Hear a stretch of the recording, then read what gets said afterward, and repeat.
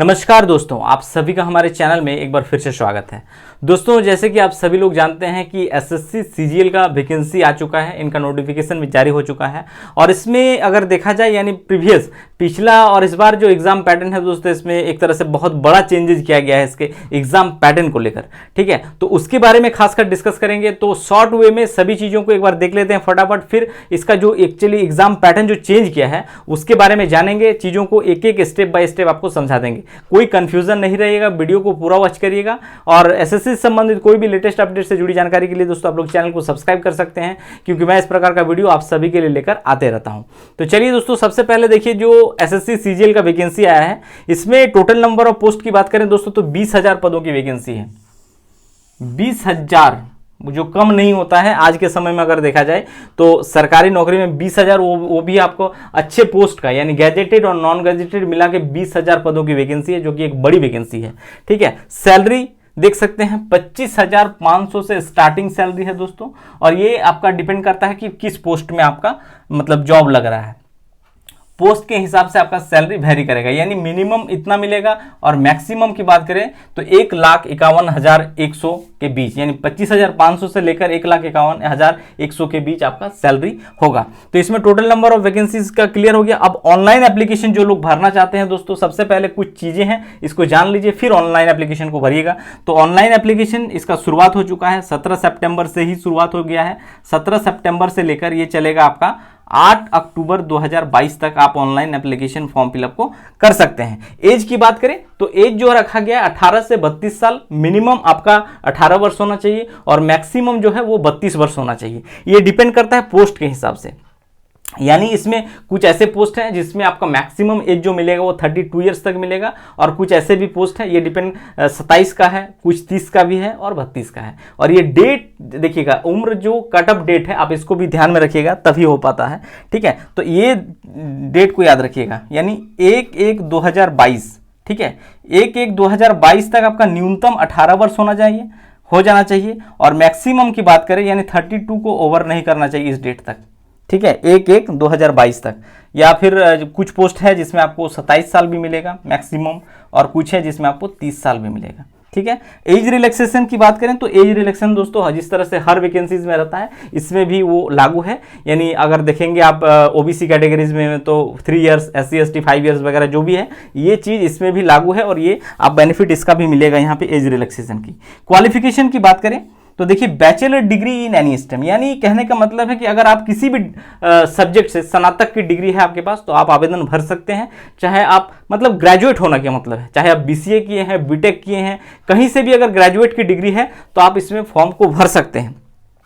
But इसमें एक चीज और मेंशन कर दिया गया है कि 8/10/2022 यानी 8 अक्टूबर 2022 तक, यानी फॉर्म भरने की जो अंतिम तिथि है तक आपका डिग्री मतलब आप पास आउट हो जाना चाहिए, तभी आप भर पाएंगे। एपियरिंग कैंडिडेट्स, वैसे कैंडिडेट जो इस तारीख तक पास आउट कर जा रहे हैं वो लोग फिर फॉर्म भर सकते हैं। जो लोग नहीं करेंगे यानी फाइनल रिजल्ट इन लोग का आउट नहीं हो रहा है इस डेट तक, तो वो लोग फिर नहीं भर पाएंगे। Tier 1 एग्जाम डेट जो टेंटेटिव डेट है वो भी दे दिया है, दिसंबर 2022 में आपका एग्जाम ले लिया जाएगा Tier 1 का, जो कि एक बहुत अच्छी बात है। अब इसके बात करेंगे, सबसे इंपॉर्टेंट चीज जो बदल गया है दोस्तों वो है एग्जाम पैटर्न। यानी पहले जो लोग पहले परीक्षा दिए होंगे उन लोग को पता होगा कि ये परीक्षा होता था Tier 1, Tier 2, फिर Tier 3 और Tier 4। तो अब जो होगा, यानी इसमें अगर देखा जाए तो Tier 3 को हटा दिया गया है, Tier 4 हटा दिया गया है। यानी अब जो होगा आपका 2 टियर में ही एग्जाम लिया जाएगा, Tier 1 एंड Tier 2 को ही रखा जाएगा। और साथ ही इसमें मिनिमम क्वालिफाइंग मार्क्स को भी डिसाइड किया गया है दोस्तों। मिनिमम क्वालिफाइंग मार्क्स मतलब कहने का मतलब है कि अगर आप जनरल कैटेगरी से हैं यूआर, तो आपको जो 30% मार्क्स लाना होगा तभी आप क्वालिफाई करेंगे। ठीक है, ओबीसी और ईडब्ल्यूएस कैटेगरी से अगर हैं तो यहाँ पे 25% रखा गया है, और बाकी ऑल अदर कैटेगरीज जो है उसके लिए 20% रखा गया है।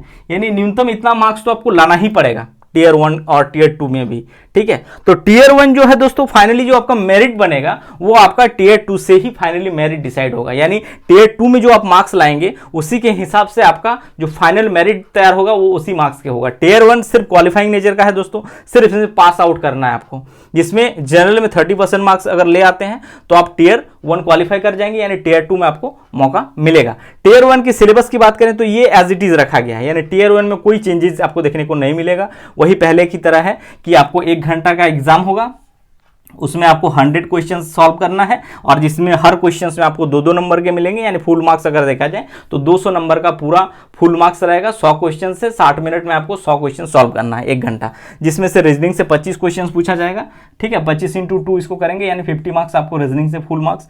जनरल अवेयरनेस 25 × 2 फुल मार्क्स 50, और इसी प्रकार क्वांटिटेटिव एप्टीट्यूड मतलब मैथमेटिक्स में भी आपको हर क्वेश्चंस में जो है 25 क्वेश्चन पूछा जाएगा, प्रत्येक क्वेश्चन में 2-2 नंबर का है। और इंग्लिश कंप्रीहेंशन इसमें भी 25 क्वेश्चंस। तो अगर यहाँ पे आप 30% मार्क्स ले आते हैं, यानी कैटेगरी वाइज की बात करें तो आप टीयर 1 क्वालिफाई कर जाएंगे और फिर आपको मिलेगा टीयर 2। और जो चेंजेज है दोस्तों आप यहीं पे देखने को मिलेगा, यानी टीयर 2 में ही जो मूल चेंजेज है वो यहाँ पे देखने को मिलेगा। देखिए टीयर 2 की बात करें, अब इसको समझने की जरूरत है आपको। टीयर 2 क्यों? देखिए टीयर 2 में देखेंगे दोस्तों तो आपको जो पेपर देना है, यानी पेपर 1, पेपर 2 और पेपर 3, देखिए 3 पेपर का एग्जाम होगा, पेपर 1, पेपर 2 और पेपर 3। लेकिन इसमें जो कॉमन पेपर है यानी सभी लोगों को देना है वो है पेपर 1। ये एक तरह से कॉमन पेपर है और ये सभी कैंडिडेट्स को देना पड़ेगा, ठीक है। पेपर 2 और पेपर 3 ये 2 ऐसे पेपर है दोस्तों जो कुछ स्पेशल पोस्ट वालों को ही देना पड़ेगा। खासकर पेपर 2 में बात करें तो इसमें स्टैटिक्स का पेपर है, जो कि जेएसओ पोस्ट के लिए जो लोग अप्लाई करेंगे, जेएसओ पोस्ट में क्वालिफाई करेंगे मार्क्स के हिसाब से, वो लोग इसके लिए इस पेपर को देना पड़ेगा पेपर 2 को। और पेपर 3 की बात करें तो जिसमें general studies, finance and economics जो है, ये 2 ऐसे पोस्ट हैं, ऑडिट ऑफिसर और असिस्टेंट अकाउंट ऑफिसर जो है, जो क्वालिफाई करेंगे इस पोस्ट के लिए, उन लोगों को यहाँ पे पेपर 3 देना पड़ेगा। बाकी अगर देखा जाए तो पेपर 1 सबके लिए कॉमन है और इसी में से ज्यादातर वैकेंसी पेपर 1 में ही आएगा। पेपर 2 और पेपर 3 में कुछ ही ऐसे पोस्ट हैं जो आपको मतलब जो लोग उसमें एलिजिबल होंगे वही लोग उसके देंगे, ठीक है। अब इसमें देखिए पेपर 1, ठीक है। अब पेपर 1 को देखिए 2 भागों में बांटा गया है, सेशन 1 एंड सेशन 2। चीजों को समझने की कोशिश करिए, ठीक है। तो सेशन 1 में क्या रखा गया है, देखिए सेक्शन 1, सेक्शन 2 एंड सेक्शन 3 ये बांट दिया गया है स्पेशली अगर देखा जाए, ठीक है। तो सेशन 1, सेक्शन 2 और सेक्शन 3। पेपर 1 ये होगा आपका 2 घंटा 15 मिनट का आपको समय मिलेगा पेपर 1 में, ठीक है। 2 घंटा 15 मिनट मिलेगा। और इसमें नंबर ऑफ क्वेश्चंस की बात करें तो देखिए सेक्शन 1 जो होगा दोस्तों, ये मैथ से 30 क्वेश्चन पूछा जाएगा और रीजनिंग से 30 क्वेश्चंस पूछा जाएगा। और फुल मार्क्स यानी 30-30 60, टोटल क्वेश्चंस कितना पूछा जा रहा है यहाँ पे 60 क्वेश्चंस। और फुल मार्क्स है 180, यानी प्रत्येक क्वेश्चंस में आपको 3 नंबर मिलेंगे यहाँ पे, जो कि एक तरह से चेंजेज है, इससे पहले 3 नंबर नहीं दिया जाता था। तो मैथ से 30 क्वेश्चंस, रीजनिंग से 30 क्वेश्चंस, कुल मिलाकर अगर देखा जाए 180 फुल मार्क्स का रहेगा। Section 1, section 2 English language and comprehension और जनरल अवेयरनेस को रखा गया है। इसमें भी देखेंगे तो प्रत्येक क्वेश्चंस में 3 ही नंबर दिया जा रहा है। तो इंग्लिश लैंग्वेज से आपको 45 क्वेश्चंस, जनरल अवेयरनेस से 25 क्वेश्चंस, यानी 70 क्वेश्चन, 70 क्वेश्चंस इंटू 3, 210 नंबर, ठीक है। ये हो गया सेक्शन 1 एंड सेक्शन 2। ये दोस्तों आपका एक ही टाइम लिया जाएगा, इसमें भी आपको मिलेगा 1 घंटा 60 मिनट सेक्शन 1 में, सेक्शन 2 में भी आपको 60 मिनट, यानी 2 घंटा 15 मिनट में 1 घंटा, 1 घंटा 2 घंटा आपको सिर्फ मैथ, रीजनिंग, इंग्लिश और जीए के क्वेश्चंस को सॉल्व करना है। बाकी जो 15 मिनट मिलेगा, यानी 15 मिनट, ये 15 मिनट दोस्तों आपको अलग से लिया जाएगा, यानी डे 1 फर्स्ट शिफ्ट में जैसे होगा, वो तो डिपेंड करता है कि कितने कैंडिडेट्स फॉर्म भर रहे हैं। अगर अलग अलग शिफ्ट में भी एग्जाम हो रहा है तो आपका एक ही शिफ्ट में ये पेपर आपका ले लिया जाएगा, यानी सेक्शन 1 और सेक्शन 2 को एक ही दिन में लिया जाएगा, सेक्शन 1 और सेक्शन 2। हाँ, इसका जो सेक्शन 3 है, जिसमें से अगर देखा जाए 60 क्वेश्चन, 60 नंबर के क्वेश्चंस पूछा जाएगा, फुल मार्क्स 20 क्वेश्चंस पूछा जाएगा। ये कंप्यूटर नॉलेज मॉड्यूल से क्वेश्चंस पूछा जाएगा, जिसमें से 20 क्वेश्चंस रहेगा। ये अलग दिन कंडक्ट किया जाएगा दोस्तों, ठीक है। इस बात को ध्यान में रखिएगा, ये अलग से कंडक्ट किया जाएगा। और इसके साथ में अगर इसी का अगर पेपर 1 का सेशन 2 देखेंगे तो डाटा एंट्री स्पीड टेस्ट, यानी वहां पे भी आपको 15 मिनट मिलेगा और यहाँ पे 15 मिनट, ये अलग से किसी एक दिन आपको कंडक्ट किया जाएगा, ठीक है। तो यहाँ पे जो पूछा जाएगा अगर देखा जाए कंप्यूटर नॉलेज, तो इससे 20 क्वेश्चंस पूछा जाएगा।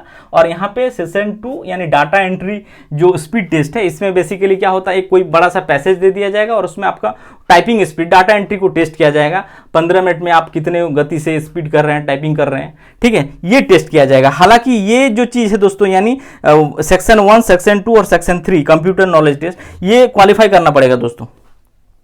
ये सबको क्वालिफाई करना पड़ेगा, तभी जाकर आप टीयर 2 में भी क्वालिफाई होंगे, जिसके लिए भी अगर बात करें तो मार्क्स डिसाइडेड कर दिया गया है, ठीक है। यानी जनरल में है तो आपको इतना % मार्क्स लाना ही पड़ेगा टीयर 2 में, और ओबीसी ईडब्ल्यूएस में 25% ऑन ऑल अदर कैटेगरीज जो है उसमें 20% मार्क्स आपको लाना पड़ेगा, तभी जाकर आप टीयर 2 भी क्वालिफाई करेंगे। बाकी वो डिपेंड करता है कि आपका टोटल नंबर ऑफ वैकेंसीज के हिसाब से कितने कट ऑफ्स जाता है, ये तो डिपेंड करता है, उसी हिसाब से सिलेक्शन होगा, बट इतना % मार्क्स तो आपको लाना ही पड़ेगा। ये होगा सेक्शन 3, यानी ये एक तरह से बहुत बड़ी चेंजेज है। इससे पहले आपको टीयर 1 होता था, फिर टीयर 2 होता था, फिर टीयर 3 में, हालांकि टीयर 3 में ही इसको रखा जाता था पहले टाइपिंग वगैरह को, एंड टीयर 4 में भी कुछ ऐसे पेपर थे जो पोस्ट अलग थे, उन लोगों के लिए अलग से लिया जाता था, तो उसको अब शामिल कर दिया गया है। और सबसे और एक चीज जो सबसे बड़ा चेंजेज है वो है आपका डीवी यानी डॉक्यूमेंट वेरिफिकेशन। पहले होता था डॉक्यूमेंट वेरिफिकेशन करता था एसएससी, ठीक है, अब ये एसएससी नहीं करेगा। यानी अगर आप पास आउट करते हैं तो डॉक्यूमेंट वेरिफिकेशन आपका जिस पोस्ट में सिलेक्शन होता है उसी विभाग का डिपार्टमेंट आपका क्या करेगा, डिपार्टमेंटल हो गया है अब डिपार्टमेंट आपका डॉक्यूमेंट वेरिफिकेशन करेगा। यानी जिस भी पोस्ट में आपका सिलेक्शन हो रहा है वो उसी पोस्ट के डिपार्टमेंट ही आपका डॉक्यूमेंट वेरिफिकेशन करेगा।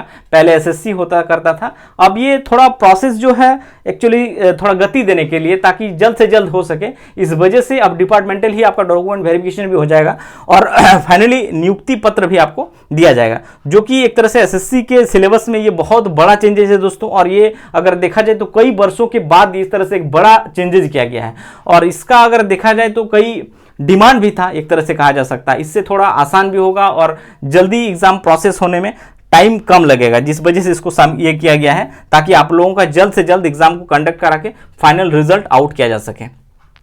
तो ये रहा दोस्तों एसएससी सीजीएल का एक तरह से नया चेंजेस जो किया गया है पैटर्न में। और सभी दोस्तों को कहना चाहूंगा दोस्तों की बहुत बड़ी वैकेंसी है, 20,000 से भी इसमें अप्रोक्सीमेट बताया है, नोटिफिकेशन में देखेंगे तो अप्रोक्सीमेट 20,000 की बात किया गया है, बट इसमें जब फाइनल होते होते कुछ इसमें इंक्रीज करेगा, ठीक है, इस बात को ध्यान में रखिएगा।